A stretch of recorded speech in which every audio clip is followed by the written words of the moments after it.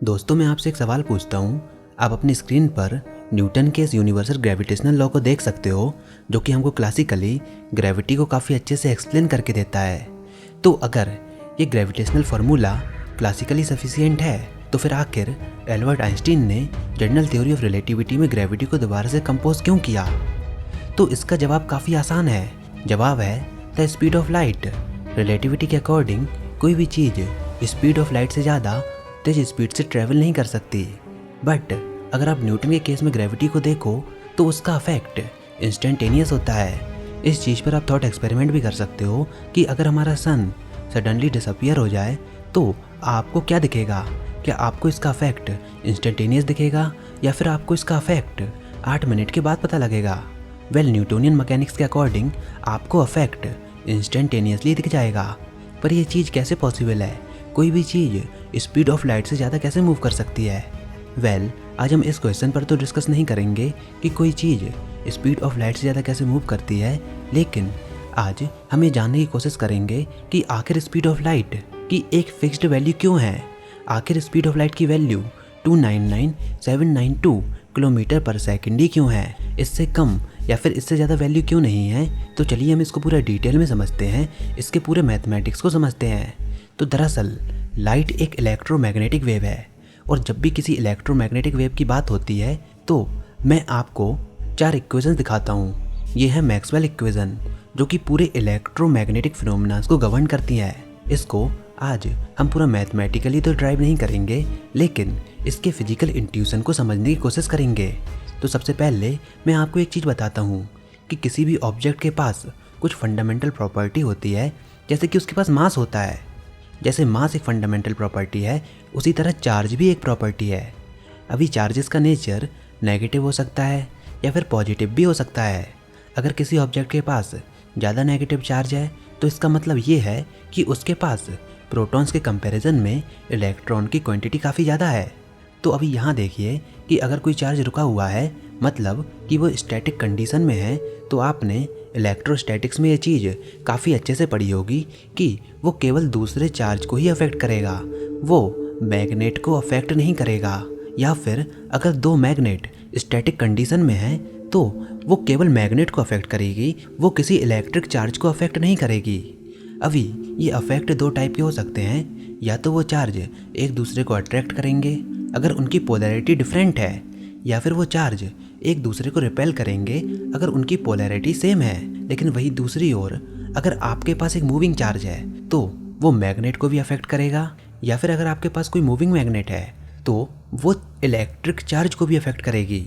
सबसे आसान शब्दों में ये चारों इक्वेशन हमको फंडामेंटली यही बताना चाहती है। तो यहाँ पर फंडामेंटली हम 2 चीज़ों की बात करेंगे, पहली इलेक्ट्रिक फील्ड और दूसरी मैग्नेटिक फील्ड। अभी सबसे पहले आपको ये चीज़ क्लियर होनी चाहिए कि इलेक्ट्रिसिटी एंड मैग्नेटिज्म आपस में जुड़े हुए हैं, और ये सिंपल सी 4 इक्वेशन हमको यही कहना चाहती है, और यहीं से द कंसेप्ट ऑफ इलेक्ट्रोमैग्नेटिज्म चालू होता है। तो चलिए हम एक एक करके मैक्सवेल की इन चारों इक्वेशंस को देखते हैं। अभी देखिए, आइंस्टीन की तरह ही मैक्सवेल ने भी उन सारे कंसेप्ट्स को बिल्ड किया जो कि बाकी के साइंटिस्टों के द्वारा जनरेट किए गए थे, लेकिन मैक्सवेल ने इन सारे कंसेप्ट को सिंथेसाइज किया और उन सबको एक मैथमेटिकल टर्म्स में सपोर्ट किया, और यहाँ से कुछ नए काइंड ऑफ रिलेशनशिप सामने आए इलेक्ट्रिसिटी, मैग्नेटिज्म और लाइट के बीच में। अब देखिए, मैक्सवेल की जो पहली इक्वेशन है वो दरअसल गॉस लॉ है, जो कि ये कहता है कि कैसे इलेक्ट्रिक चार्ज इलेक्ट्रिक फील्ड को क्रिएट करता है। दरअसल ये कंसेप्ट कार्ल गॉस ने डेवलप किया था। ये लॉ हमको ये कहता है कि अगर आपके पास कोई इलेक्ट्रिक चार्ज है तो वो इलेक्ट्रिक फील्ड को जनरेट करेगा। अगर आपको इस इलेक्ट्रिक फील्ड की स्ट्रेंथ को जानना है तो आप इस इक्वेशन से कैलकुलेट कर सकते हो। अब यहाँ पर इस इक्वेशन में आप देख सकते हो कि इलेक्ट्रिक फील्ड की स्ट्रेंथ एक कांस्टेंट के इन्वर्सली प्रोपोर्शनल है। इस कांस्टेंट को हम बोलते हैं एप्सिलॉन नॉट, और ये वैक्यूम की परमिटिविटी होती है। इसको आप वैक्यूम की रेजिस्टेंस समझ सकते हो कि वैक्यूम लाइट पर एप्सिलॉन नॉट टाइम्स रेजिस्टेंस लगाएगा कोई भी इलेक्ट्रिक चार्ज को इलेक्ट्रिक फील्ड क्रिएट करने के लिए, और परमिटिविटी प्रॉपर्टी है वैक्यूम की। अब दूसरी इक्वेशन है गॉस लॉ ऑफ मैग्नेटिज्म, जो कि बिल्कुल पहले जैसी इक्वेशन की तरह है, लेकिन ये एक नेगेटिव लॉ है। बेसिकली ये कहता है कि अगर आपके पास मान लीजिए एक मैग्नेटिक स्फीयर है, तो आप कोई भी एक ऐसा कॉन्फ़िगरेशन फाइंड नहीं कर पाओगे जहाँ पर मैग्नेटिक लाइन ऑफ फोर्स हमेशा आउटवर्ड की तरफ पॉइंट करे या फिर हमेशा इनवर्ड की तरफ पॉइंट करे। जितने पॉइंट आपके आउट होंगे उतने ही पॉइंट आपके इनवर्ड भी होंगे, यानी कि ये एक लूप के फॉर्म में है। आसान शब्दों में किसी भी मैग्नेट के पास हमेशा दो पोल्स होंगे। अगर आप मैग्नेट को दो हिस्सों में काट भी देते हो तो आप कभी भी एक पोल को सेपरेट आउट नहीं कर पाओगे।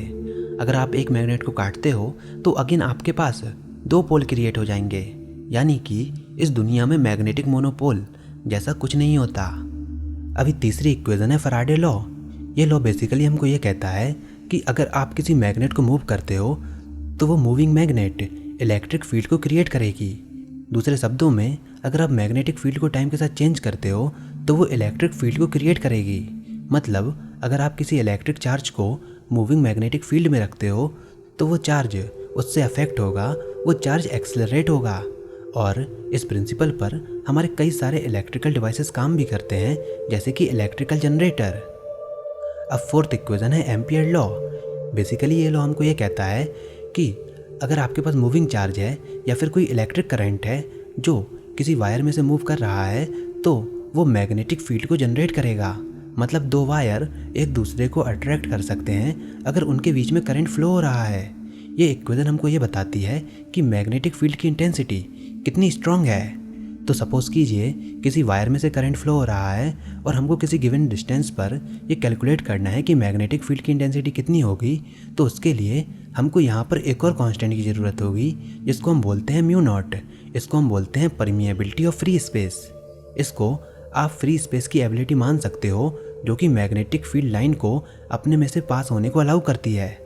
अब देखिए इस इक्वेशन में दो टर्म है। पहला टर्म आपको ये कहता है कि moving electric charge create magnetic field, और दूसरा टर्म आपको ये कहता है कि moving electric field can also create magnetic field. और ये आइडिया मैग्नेटिक फील्ड को इलेक्ट्रिक फील्ड से क्रिएट किया जा सकता है, ये आइडिया मैक्सवेल ने एम्पियर्स के लॉ में ऐड किया था और यहाँ से इस इक्वेशन का नाम पड़ा गया था मॉडिफाइड एम्पियर लॉ। और ये आइडिया मैक्सवेल ने उन्होंने अपने मन से ही सोचा, इसके पीछे कोई एक्सपेरिमेंट नहीं था। उन्होंने सोचा कि यहाँ पर कोई सिमेट्री होनी चाहिए फैराडे लॉ के साथ, क्योंकि अगर moving magnetic field electric field को क्रिएट कर सकती है तो मूविंग इलेक्ट्रिक फील्ड को भी मैग्नेटिक फील्ड को क्रिएट करना चाहिए। अब यहाँ पर आपको म्यू नॉट और एप्सिलॉन नॉट को भी मेजर करना होगा, क्योंकि ये नेचर की इनहेरेंट प्रॉपर्टी है। इनको कहीं से ड्राइव नहीं किया गया, बल्कि ये नेचर में कांस्टेंट हैं। अब आपके मन में ये सवाल आ सकता है कि आखिर इन इक्वेशन का लाइट से क्या लेना देना। तो ज़रा आप इन चारों इक्वेशन को ध्यान से देखिए और इनके पैटर्न को एनालाइज करने की कोशिश कीजिए। इसमें मैथमेटिक्स लगाइए और सोचिए कि यहाँ से लाइट कैसे रिलेट हो सकती है। तो सपोज कीजिए आपके पास एक चार्ज है और आप उसको अप और डाउन मूव करते हो। तो जब आप उसको ऊपर और नीचे मूव करते हो तो आपके अकॉर्डिंग यहाँ पर क्या होगा। तो अगर आप इसको मूव करते हो तो एम्पियर्स लॉ के अकॉर्डिंग अगर इलेक्ट्रिक फील्ड मूव होगी टाइम के साथ तो वो मैग्नेटिक फील्ड को क्रिएट करेगी, और मैग्नेटिक फील्ड की डायरेक्शन इलेक्ट्रिक फील्ड के परपेंडिकुलर होगी। अब क्योंकि आप चार्ज का मूवमेंट कर रहे हो अप एंड डाउन, तो इसके कारण मैग्नेटिक फील्ड भी चेंज होगी। तो अब आप यहाँ पर फैराडे लॉ लगाइए, तो मूविंग मैग्नेटिक फील्ड के कारण एक दूसरी इलेक्ट्रिक फील्ड क्रिएट होगी। अब क्योंकि ये न्यू इलेक्ट्रिक फील्ड भी टाइम के साथ चेंज हो रही है तो वो अगेन एक न्यू मैग्नेटिक फील्ड को क्रिएट करेगी, और फिर ये न्यू मैग्नेटिक फील्ड दोबारा से एक और इलेक्ट्रिक फील्ड को क्रिएट करेगी। तो मतलब ये प्रोसेस एक अनस्टॉपेबल लूप की तरह बन जाती है। इसमें इलेक्ट्रिक फील्ड ने मैग्नेटिक फील्ड को क्रिएट किया, फिर मैग्नेटिक फील्ड ने इलेक्ट्रिक फील्ड को क्रिएट किया। वो एक दूसरे को क्रिएट करती हैं, वो सेल्फ प्रोपोगेटिंग वेव की तरह बिहेव करती हैं। आपने यहाँ पर अपने आप चलने वाली वेव्स को प्रोड्यूस कर दिया। जैसे अगर आप पानी में एक पत्थर को फेंकते हो तो आप एक रिपल क्रिएट करते हो, एंड कुछ टाइम बाद आप ये देखते हो कि बहुत सारी रिपल जनरेट हो जाती हैं। दरअसल पहली रिपल ने दूसरी रिपल को क्रिएट किया, दूसरी रिपल तीसरी रिपल को क्रिएट करती है, और ऐसे ही ये प्रोसेस चलती रहती है। बिल्कुल वैसे ही इलेक्ट्रिक फील्ड को चेंज करके आपने मैग्नेटिक फील्ड को जनरेट किया, और फिर वहाँ से एक लूप बन गया और एक self creating self propagating wave बन गई। तो अब जाकर आप इन वेव के नेचर को सोच सकते हो। अब क्योंकि ये वेव्स इलेक्ट्रिसिटी और मैग्नेटिज्म की वजह से बन पाई हैं, तो आप ये कैलकुलेट करने की कोशिश करते हो कि आखिर इनकी स्पीड क्या होगी, आखिर इनकी वेलोसिटी क्या होगी। तो मैक्सवेल ने अपनी इक्वेशंस को मैनिपुलेट किया, इसमें एडवांस कैलकुलस लगाया, और मैक्सवेल को फाइनली ये रिलेशनशिप मिला। अभी हमने यहाँ पर ये ड्राइव नहीं किया कि ये इक्वेशन मैक्सवेल ने कैसे निकाला, लेकिन हाँ हम इसको ड्राइव कर सकते हैं। तो वेलोसिटी का फाइनल फार्मूला ये निकल कर आया, √1/μ0 मतलब वो इलेक्ट्रिसिटी और मैग्नेटिज्म से जनरेट हुई वेव की वेलोसिटी परमिएबिलिटी और परमिटिविटी के इन्वर्सली प्रोपोर्शनल है। और परमिटिविटी एक तरीके से रेजिस्टेंस ही तो है। अगर किसी सब्सटेंस की परमिटिविटी ज़्यादा है तो वो वेव उसमें धीरे मूव करेगी, लेकिन अगर परमिटिविटी कम है तो वो वेव उसमें फास्ट मूव करेगी। तो फ्री स्पेस की परमिटिविटी की वैल्यू होती है 8.85 × 10⁻⁻12 कूलम्ब स्क्वायर पर न्यूटन मीटर स्क्वायर। और परमिएबिलिटी मैग्नेटिक फील्ड की फॉर्मेशन के लिए रेजिस्टेंस होती है और उसकी वैल्यू इतनी होती है। तो मतलब इन शॉर्ट हम ये कह सकते हैं कि वेव्स की वेलोसिटी इन्वर्सली प्रोपोर्शनल होती है सब्सटेंस के रेजिस्टेंस के। अभी आप यहाँ पर ये सवाल कर सकते हो कि μ0 और ε0 की वैल्यू फिक्स नंबर क्यों है। तो जवाब काफ़ी आसान है, ये नेचर के कांस्टेंट है और कोई नहीं जानता कि इनकी फिक्स वैल्यू क्यों है। ये जस्ट कांस्टेंट हैं, ये केवल फ्री स्पेस की प्रॉपर्टी है। अगर आपके पास कोई दूसरा मीडियम हो तो इनकी वैल्यू चेंज हो जाएगी। अगर कोई और यूनिवर्स पॉसिबल हो तो वहाँ पर इनकी वैल्यू दूसरी होगी। तो अब जब हम इन सारी वैल्यूज़ को पुट करते हैं और सिंपल मैथमेटिक्स करते हैं तो आपको वेलोसिटी की वैल्यू मिलती है 299792 किलोमीटर पर सेकंड। अब जब मैक्सवेल ने इस स्पीड को कैलकुलेट किया तो ये स्पीड उस स्पीड के काफ़ी क्लोज थी जिसको जेम्स ब्राडले ने कैलकुलेट किया था। दरअसल 1728 में जेम्स ब्राडले ने स्पीड ऑफ लाइट को कैलकुलेट किया था 297,000 किलोमीटर पर सेकंड। और फिर यहाँ से मैक्सवेल को ये बात स्ट्राइक की कि जो कैलकुलेशन उनने की है इलेक्ट्रोमैग्नेटिक वेव के केस में, उसकी भी वैल्यू जेम्स ब्राडले की वैल्यू के काफ़ी क्लोज है। तो यहाँ से उनको ये बात स्ट्राइक की कि लाइट कुछ नहीं बल्कि इलेक्ट्रिसिटी और मैग्नेटिज्म का मैनिफेस्टेशन हो सकता है। Light must be an electromagnetic wave.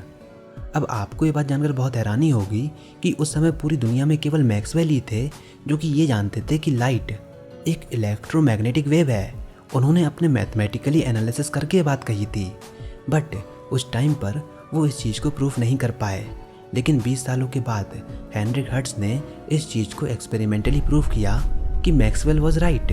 और फिर 40 सालों के बाद एक और ग्रेट साइंटिस्ट एल्बर्ट आइंस्टीन, जिन्होंने अपने थॉट एक्सपेरिमेंट किए जो कि मैक्सवेल इक्वेशन से इंस्पायर्ड थे, उनका थॉट एक्सपेरिमेंट काफ़ी सिंपल था।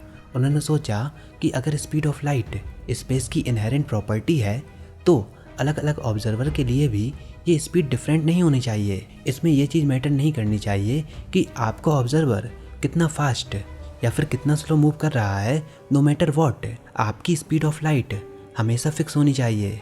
और फिर यहाँ से 1905 में हमारे सामने थ्योरी ऑफ स्पेशल रिलेटिविटी निकल कर आई। खैर बाद में लोगों ने सजेस्ट किया आइंस्टीन को कि आप न्यूटन के सोल्जर पर खड़े हो, तो आइंस्टीन ने करेक्ट करके कहा कि नहीं, I stand on the soldiers of James Clerk Maxwell. न केवल मैक्सवेल इक्वेशन ने आइंस्टीन को इंस्पायर किया बल्कि आज हर एक इलेक्ट्रिकल इंजीनियर मैक्सवेल इक्वेशन का यूज़ करता है। पूरे electronic communication system Maxwell equation पर डिपेंडेड है। तो आई थिंक अब आपको थोड़ा आइडिया लग गया होगा कि स्पीड ऑफ लाइट की एक फिक्स वैल्यू ही क्यों है, उससे कम या फिर उससे ज़्यादा क्यों नहीं है, because of the resistance of the space. And mathematics हमको ये बात बताती है। वेल शायद मैं इस टॉपिक पर एक और वीडियो और बनाऊंगा। तो बताइए ये वीडियो आपको कैसी लगी। इस वीडियो को लाइक कीजिए, अपने दोस्तों के साथ शेयर कीजिए, और अगर आपने हमारा चैनल अभी तक सब्सक्राइब नहीं किया तो इसको सब्सक्राइब कर लीजिए ताकि आगे आने वाली कोई वीडियोस और अपडेट्स आपसे मिस ना हो पाएँ।